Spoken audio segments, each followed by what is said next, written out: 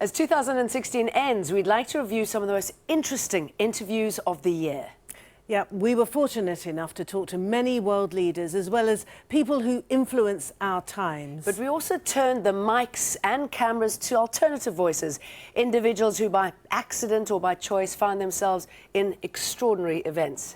I'm Martine Dennis. And I'm Jane Dutton. Welcome to the special edition of Talk to Al Jazeera. We start in Brazil, in the city of Recife, that's in the northeast of the country.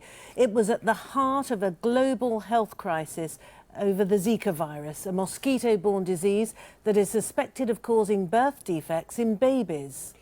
Talk to Al Jazeera travelled to the centre of the crisis to find out how the children and parents were coping and to find out what help they were getting. Why do you think your child was born with microcephaly? What do you think caused it? What do I think caused it? At the bottom of my heart, honestly, I think it wasn't the mosquito, because I had red spots. I don't know if it was dengue fever or rubella. No, not rubella, because they did a test for it. I don't know what I got. I only know that I had spots, no fever, nothing else. That happened when I was 2 months pregnant. So for 5.5 months, she was perfect. So if it was the mosquito, she wouldn't develop. At that time, I would have lost the baby. That is the logic. I would have aborted with 2 months and she wouldn't have developed to 5.5 months. Are you receiving any help from the government? No. I will tell you. We went to the Social Security Department to request her benefit. We arrived there, I managed to fill the papers, and the interview is scheduled for April. But they told me that it won't be accepted as I have a job. So she won't be entitled to have this benefit. I work. Now I'm on maternity leave, but I work under all the regulations. But even with just minimum salary, they told me she is not entitled to help. So in April, we will have the examiner check her and see if it's approved or not. Only God knows if she is going to receive the money. That would be an extra salary if we receive it. Until then, I need to improvise. How do you imagine your baby in the future, your child? How would she grow up? I don't have much hope. Do you understand me? I don't have it. Honestly, I don't have it. I don't make plans. I don't plan the future. Our Latin America editor Lucia Newman joins us now from Santiago in Chile. And whatever happened, Lucia, to that poor mother and her baby? Well, Martine, unfortunately, the news is not good. We have been in touch with Nadia about her daughter, who is now a year old. The baby, well, she is a year old. 12 months ago, we weren't, or less than 12 months ago, we weren't even sure she would live this long. But she is extremely thin. She's just getting by, and the family is exactly in the same situation. They haven't received any help from the government. She's still waiting to see if she can get a minimum wage, which even that would be insufficient to pay for the extraordinarily expensive medication that the baby has to take every single day. And so it is a crisis, and it's not just affecting this family, but thousands and thousands of others whose children were afflicted with this disease. And Lucia, 2016 was a very difficult year for Brazil, wasn't it? In the middle of the Zika health crisis, a political crisis erupted. I know you interviewed the now impeached President Dilma Rousseff at the most crucial moment, just a few days after she had been suspended over corruption allegations. At that time, only a few people had access to her. This is what she told you. Eu tenho absoluta certeza, e os fatos têm demonstrado mais até do que meu próprio testemunho, os fatos demonstram que esse processo é um processo sem base legal, que tem por objetivo impedir que uma parte, que essa mesma parte se confessa, foi o ex-ministro do Planejamento do governo provisório que confessou que tinha de me afastar, porque ao fazê-lo estaria garantindo que o processo que hoje investiga a corrupção no Brasil não atingisse a ele e a seus companheiros. Then do you take any responsibility for the massive corruption that has been taking place in Brazil, not only with other parties, but within your own political party and even within members of your former cabinet? Veja bem, todas as pessoas que foram investigadas do meu gabinete foram afastadas. Todas as pessoas, sem exceção. Não há contra nenhuma das pessoas que ocupavam meu gabinete nenhum processo em curso, como há contra todos vários dos ministros do governo provisório. And incredibly, impeaching President Rousseff was far from the end of the corruption scandal, wasn't it? Absolutely, Jane. I mean, every single day it's on the headlines now as that corruption investigation continues. And it would seem to indicate that there are practically no politicians in Brazil that don't have dirty laundry. And now that dirty laundry is being aired in public. And as President Rousseff had mentioned at the time, the president of the lower house, is now in prison for corruption. The president of the Senate, who oversaw her impeachment trial, has been implicated. So has the current foreign minister, the president himself. And so this just goes on. And a recent poll, in fact, shows that the vast majority of Brazilians now believe that they are just as or worse off now under President Michel Temer, who replaced Dilma Rousseff, than they were under the previous president. So what we have is an enormous country with a gigantic political, economic, and institutional crisis, Jane. And Lucia, so many people around the world are happy that 2016 is almost over. It's been such a bad year for so many people. How does it look? How does 2017 look for Brazilians? Well, if we're talking about the economy, not good at all. The country was in a recession. Many had hoped that with President Rousseff's ouster that would improve. Exactly the opposite has happened. The recession continues. The debt continues. The government has just passed a very unpopular bill that would freeze the budget for the next 20 years. This is supposed to spur investor confidence, but instead there's a lot of concern that it could also ignite a lot of social unrest. And so there are no indications really that there will be an economic recovery anytime soon. So this year, or 2017 rather, does not look like a very happy one for the vast majority of Brazilians. Oh dear, sorry to hear that. Thank you very much, Lucia Newman. Talk to Al Jazeera interviewed several South African officials throughout the year, people from the governing African National Congress as well as opposition leaders. But perhaps the most controversial interview of the year was the one you did, Jane, with the South African International Relations Minister, Maite Nkoana-Mashabane. It certainly was controversial, wasn't it? And done here in the studio. So let's hear to what she had to say. What we have seen several times happening in Parliament, an area that's supposed to be sacrosanct, just recently, another pretty violent brawl. Can you tell me what's happening there and what sort of message this? There's so much positive happening in your country, by the way. I thought you'd remember that. I never forget the positive in the country, but unfortunately these are the issues that are most relevant. Let's talk about the most relevant issues. That you and I might be the same age group, but you have never carried a water can on your head. I did when I was 10 years old. And not because I chose to. I marveled at a flush toilet because that was a pipe dream for me, but not for you. So things that you and I might take for granted because we come from different worlds, though we come from the same country. Is it relevant to talk about our different worlds now when South Africa is supposed to be forging closer ties with everybody in the country? Are these distinctions still relevant? Yes, they are relevant because people should not die for that. People can sit around the table and South Africa will remain a very important example that you and I can sit and talk about these things. And I'll tell you, it was hurtful. I've got a hole on my head here because I was carrying a water can and you were not.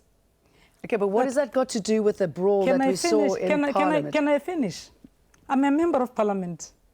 For that matter, not appointed, elected. I go door to door to campaign for elections. I have to be a member of Parliament before I can become a minister.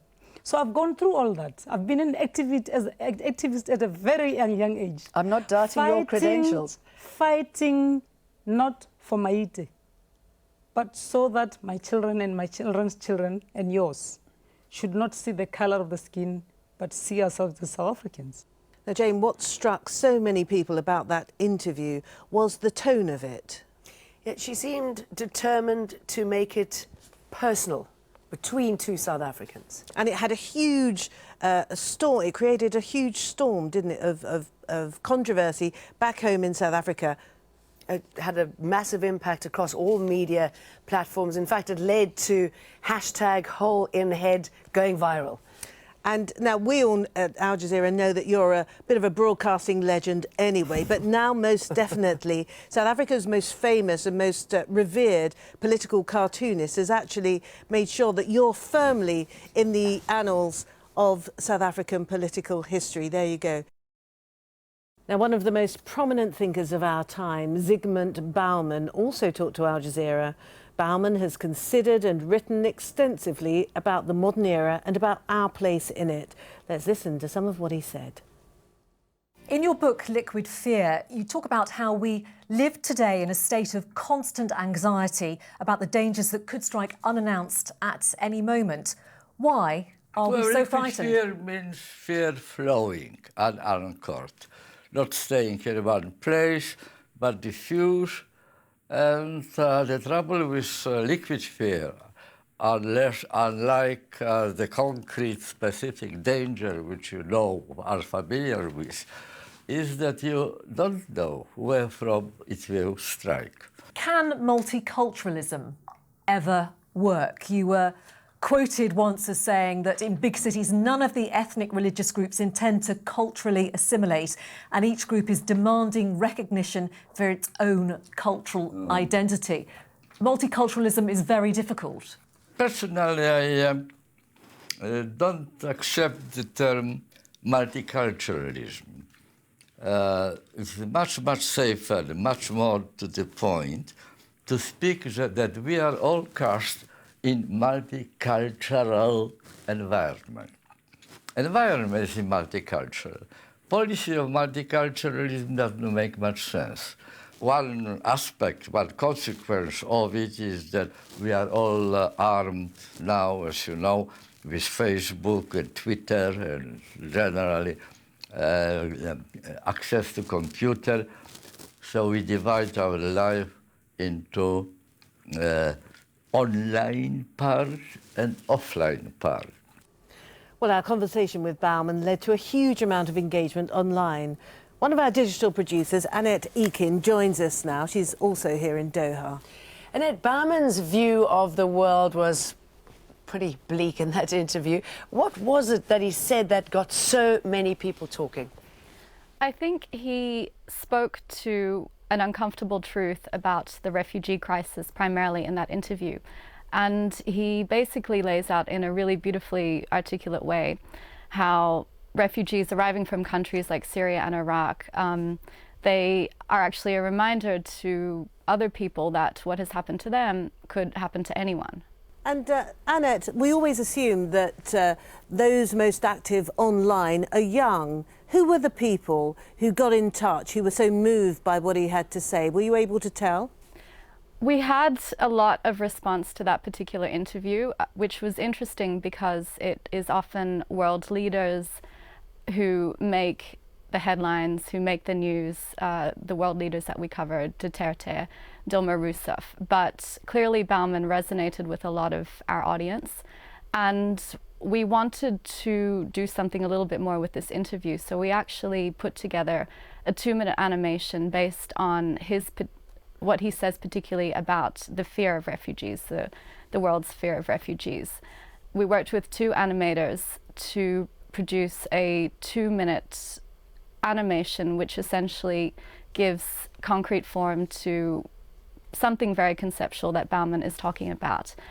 And I think the idea behind that was really to make this content accessible to a younger, more digitally conversant audience. Thanks, Annette. Thank you.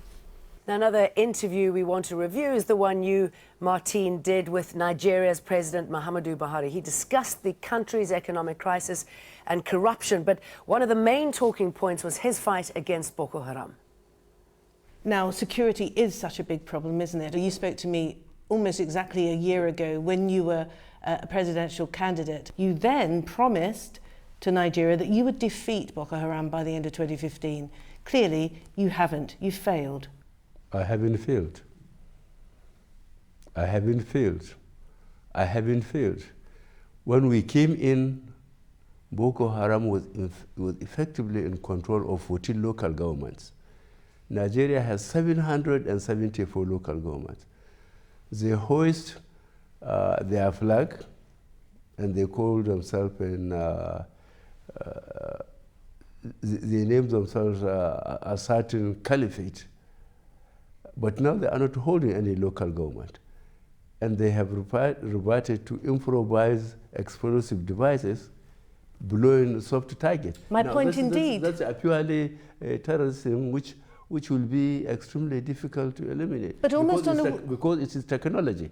But they are not holding any local government in Nigeria now. So you've flushed them out of territory, but they still have the capacity to kill and maim and instill terror in the population of the Northeast. Yes, using technology, yes. But to organize attacks and overrun police posts, attack military institutions, they cannot do that now. But when we prepare for an interview, we obviously do a huge amount of research. We look at all the issues facing the interviewee. Why did you decide in that interview to focus on security? Well, security was one of the most pressing issues for Nigerians. I scoured social media to find out what Nigerians were talking about. I spoke to my friends. I have many Nigerian friends. And that was one of the issues that most concerned them. Buhari was determined that his forces were winning against Boko Haram. What is the situation now? Well, the president was absolutely right. His forces have managed to flush Boko Haram out of certain patches of territory. The point I was trying to make was that they still had the capacity to randomly attack and terrorise the people of northeastern Nigeria specifically. But now attention has turned more to the humanitarian situation, because as a consequence of Boko Haram's actions in the whole region, not just in Nigeria, you've now got what is being described as Africa's fastest growing displacement crisis, with more than 2.6 million people who've been forced out of their homes and living as IDPs. And these are people who've come from Cameroon, from Niger, from Benin and from Chad. And these people are all now congregating in northeastern Nigeria. It's another problem, another challenge really for the Nigerian authorities. Humanitarian disaster. Now, one of the most headline-grabbing world leaders this year has been the Philippine President, Rodrigo Duterte. These are some of the things he told our correspondents, Jamila Alindogan and Wayne Hay. The Philippines seems to have so many problems, so why launch what is a brutal war on drugs? Because the sheer number of people contaminated will pull my country down. It will destroy the next generation of Filipinos. You know, these lives lost, some of them were lost during legitimate encounters with the police. But the fact is, at the moment, we have 3,500 people killed. And you yourself alluded to just then that perhaps some of them weren't legitimate targets. You destroy my country, I'll kill you. And it's a legitimate thing. If you destroy our young children, I will kill you. That is a very correct statement. There is nothing wrong in trying to preserve the interest of the next generation. Do you still believe in the country's judicial system? Like now, I should believe in the system because I will guarantee this time that the law is obeyed. There are judges here in Manila, more than 1,000 cases, no conviction at all of a drug case. Do you agree, do you acknowledge that you have encouraged vigilante killings? No, I said I will kill you. If I encourage, fine. Jamila now joins us from Manila. And Jamila, what we were hearing in that excerpt from your interview was him telling us more about his war on drugs. That's the very thing that's causing so much concern from human rights groups and internationally. But I'm wondering what Filipinos themselves actually make of this controversial policy. This is becoming quite a concern even for the very same voters who actually propelled him to power. We see the popularity sliding down, although little by little. And we see on the ground during our coverage of police operations that people are speaking up against what they call is this culture of impunity that seems to be far more worse than ever here in the Philippines. In terms of foreign policy, Duterte seems to have embarked on a radical shift. He's pushing the Philippines away from the US towards China. But many people living in the Philippines have close personal relationships with the Americans, don't they?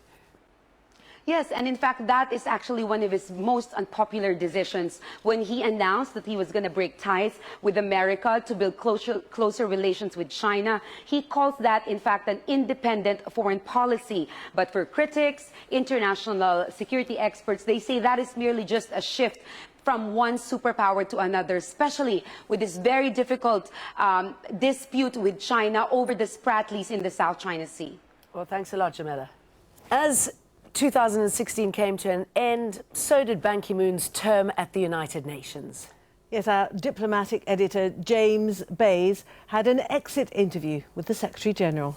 Russia has moved its military might to Syria. It's been involved in an onslaught, a bombardment of Syria. It's maintaining sieges, it's bombing hospitals. It may even have bombed an aid convoy. Is this the sort of thing a permanent member of the UN Security Council should be engaged in? I have been making quite clear, repeatedly, that there is no military solution. This is wrong.